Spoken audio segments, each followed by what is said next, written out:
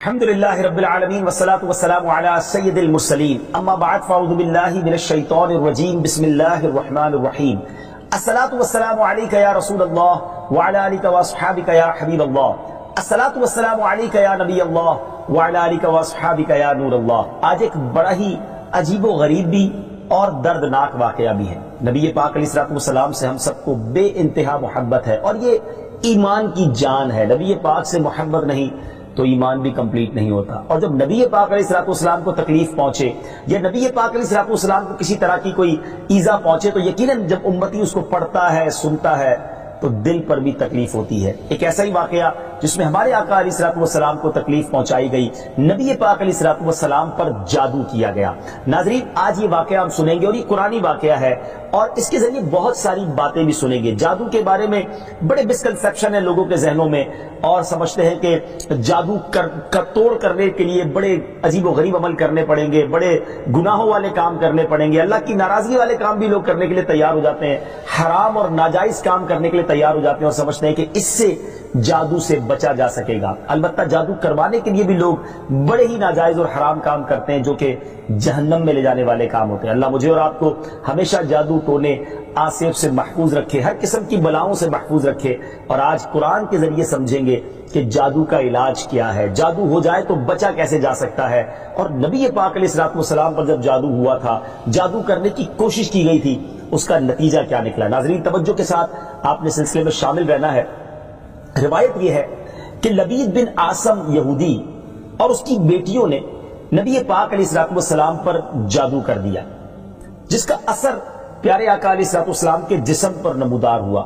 طبیعت شریف جو ہے وہ کچھ ناساز ہونے لگی، آپ کے قلب، آپ کی عقل مبارک اور آپ کے اعتقادات پر کوئی اثر نہ ہوا، صحت مبارک پر تھوڑا سا اثر ہوا۔ چند روز بعد حضرت جبریل امین بارگاہ رسالت میں حاضر ہوئے اور عرض کی، یا رسول اللہ صلی اللہ علیہ وسلم، ایک یہودی نے آپ صلی اللہ علیہ وسلم پر جادو کر دیا ہے اور جادو کا جو سامان ہے وہ فلاں کنویں میں ایک پتھر کے نیچے دبا ہوا ہے۔ سرور کائنات علیہ الصلوۃ والسلام نے حضرت علی مولا کائنات شیر خدا کرم اللہ تعالی وجہ الکریم کو بھیجا۔ انہوں نے کنویں کا پانی نکالا اور پتھر اٹھایا تو اس کے نیچے سے کھجور کے گھابے کی تھیلی برآمد ہوئی، یعنی کھجور کے جو چھلکے ہوتے اس طرح کی تھیلی برآمد ہوئی، اور اس میں نبی پاک علیہ الصلوۃ والسلام کے منہ مبارک جو کنگھی سے ٹوٹے تھے اور کنگھی کے ٹوٹے ہوئے کچھ دندانے اور ایک ڈور یا کمان کا چلہ جس میں 11 گٹھانے لگی ہوئی تھی، اور ایک موم کا پتلا تھا جس میں 11 سوئیاں چبھی ہوئی تھی۔ یہ سب سامان پتھر کے نیچے سے نکلا اور یہ مولا علی کرم اللہ تعالی وجہ الکریم یہ سارا سامان لے کر نبی پاک علیہ الصلوۃ والسلام کی بارگاہ میں آ گئے۔ اس کے بعد سبحان اللہ، اب اس کا توڑ کیسے آیا، اس کا علاج کیسے ہوا، اس کا حل کیا نکلا؟ جبریل امین اللہ تبارک و تعالیٰ کی بارگاہ سے سورہ فلق اور سورہ ناس لے کر حاضر ہوئے، یعنی اب جو سورہ فلق اور سورہ ناس ہے وہ نازل ہوئی، اور ان دونوں صورتوں کو ملائیں تو ناظرین اس میں 11 آیتیں ہیں۔ ہر ایک آیت کے پڑھنے سے ایک ایک گرہ کھلتی جاتی تھی، یہاں تک کہ سب گرہیں کھل گئی اور پیارے آقا علیہ الصلوۃ والسلام بالکل شفایاب ہو گئے۔ سبحان اللہ، سبحان اللہ۔ ناظرین، اب اس واقعے سے بہت ساری باتیں میں نے اور آپ نے سیکھنی ہیں۔ پہلی بات یہ ہے کہ یہ بخاری شریف میں ہے کہ پیارے آقا علیہ الصلوۃ والسلام جب بستر شریف پر تشریف لاتے تو اپنے دونوں ہاتھوں پر دم کرتے اور اپنے سر سے پاؤں تک پورے جسم پر اپنے ہاتھوں کو پھیرایا کرتے، جہاں تک دست مبارک پہنچ سکتے یہ عمل 3 مرتبہ فرماتے، یعنی نبی پاک علیہ الصلوۃ والسلام ان دونوں صورتوں کا اپنے اوپر بھی دم کیا کرتے۔ اور ایک اور جگہ پر بھی یہ ہے، حدیث عائشہ رضی اللہ تعالیٰ عنہ میں ہے کہ جب نبی پاک علیہ الصلوۃ والسلام کے گھر والوں میں سے کوئی بیمار ہوتا تو آپ علیہ الصلوۃ والسلام ان دونوں صورتوں کو پڑھ کر اس پر دم فرمایا کرتے تھے۔ تو یہ نبی پاک کے معمول میں تھا۔ تو آج اگر ہم میں بھی کوئی بیمار ہو جائے، فیملی میں کوئی بیمار ہو جائے، اپنے آپ کو من آفتوں سے بچانا چاہتے ہیں تو اول آخر 3 بار درود پاک پڑھیں، سورہ فلق اور سورہ ناس کی تلاوت کریں، اپنے ہاتھوں پر دم کر کے اپنے جسم پر پھیر لیں، کسی مریض پر دم کر دیں، انشاءاللہ اس کی برکت ملے گی۔ یہاں ایک اور مسئلہ بھی سیکھنے کو ملے گا کہ تعویذات اور عملیات میں جس میں کوئی لفظ کفر و شرک کا نہ ہو وہ جائز ہے۔ اسی طرح گنڈے بنانا اور ان پر گرے لگا کر آیات قرآن اور اسماء الہیہ پڑھ کر پھونک مارنا بھی جائز ہے، یعنی تعویذات اگر شرک سے پاک ہیں، اگر کفریہ کلمات سے پاک ہیں تو وہ کرنے میں کوئی حرج نہیں، وظائف کرنے میں کوئی حرج نہیں، یہ قرآن و حدیث سے ثابت ہے اور آپ نے یہ سنا۔ ناظرین سیکھنے کو کیا مل رہا ہے؟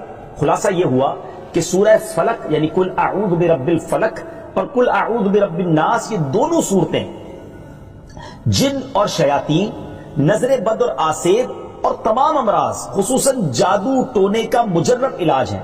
ان کو لکھ کر تعویذ بنائیں، گلے میں پہنائیں اور ان کو بار بار پڑھ کر مریض پر دم کریں اور کھانے اور پانی اور دواؤں پر پڑھ کر پھونک دیں اور پھر مریض کو کھانا وغیرہ کھلائیں، انشاءاللہ عز و جل ہر مرض اور بالخصوص جادو ٹونا دفع ہو جائے گا، مریض شفا یاب ہو جائے گا۔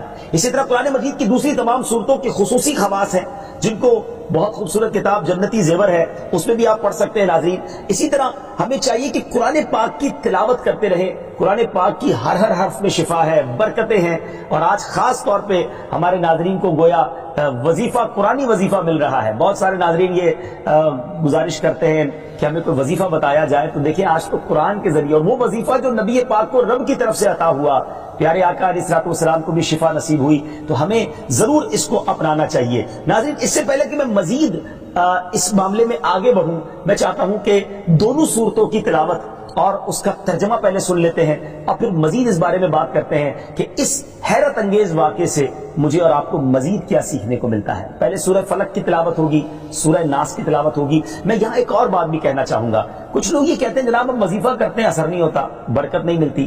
پہلے یہ چیک کر لیں کہ آپ کے مخارج ٹھیک ہیں، آپ تلاوت صحیح مخارج کے ساتھ کرتے ہیں۔ تو اب جو تلاوت آپ سنیں گے نا تو اس میں یہ بھی چیک کر لیں کہ آپ کیا اسی طرح کے تلفظ کے ساتھ پڑھتے ہیں، اور اگر مسٹیک کر رہے ہیں تو قرآن پاک صحیح طریقے سے پڑھیے، پھر دیکھیے اس کی کیسی برکتیں ملتی ہیں۔ آئیے سورہ فلق اور سورہ ناس کی تلاوت اور اس کا ترجمہ۔ قل اعوذ برب الفلق من شر ما خلق ومن شر غاسق اذا وقب ومن شر النفاثات في العقد ومن شر حاسد اذا حسد۔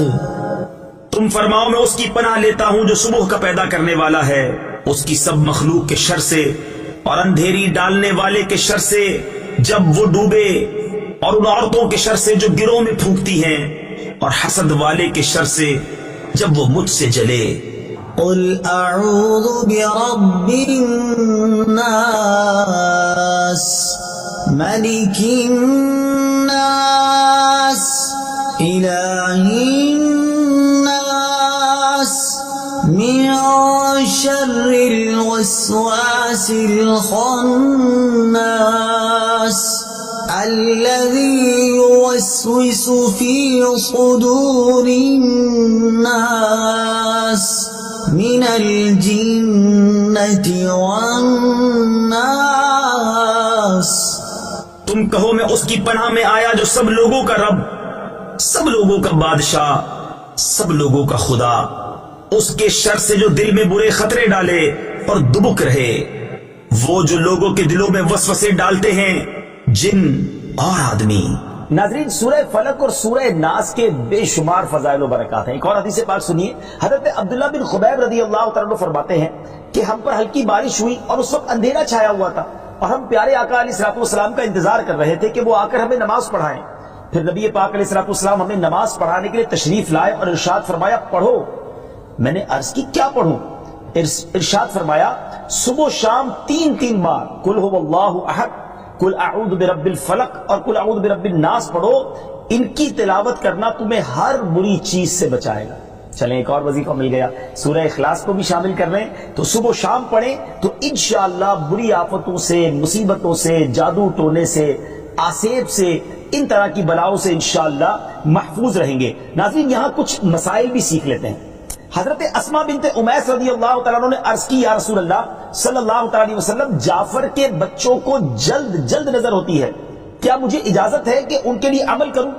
نبی پاک علیہ الصلوۃ والسلام نے اجازت عطا فرمائی۔ تو سیکھنے کو یہ ملا کہ تعویذ اور عملیات جن میں کفر و شرک نہ ہو، کوئی کلمہ ناجائز نہ ہو، تو اس میں جو ہے وہ تعویذ کرنا، عمل کرنا جائز ہے، اور خاص کر وہ عمل جو آیات قرآنیہ سے کیے جائیں یا احادیث میں وارد ہوئے ہوں۔ اسی طرح چند مسائل بھی سیکھنے کو ملے۔ یہ دونوں صورتیں جو ہیں ان کے شان نزول سے ہمیں معلومات کیا ملتی ہیں۔ نمبر ایک، جادو اور اس کی تاثیر حق ہے۔ کچھ لوگ جادو کا انکار کر دیتے ہیں، یہ درست نہیں ہے۔ جادو اور اس کی تاثیر حق ہے کیونکہ قرآن میں اس کا ذکر ہے اور نبی پاک علیہ الصلوۃ والسلام پر بھی آپ کی صحت مبارک پر اس کا اثر ہوا۔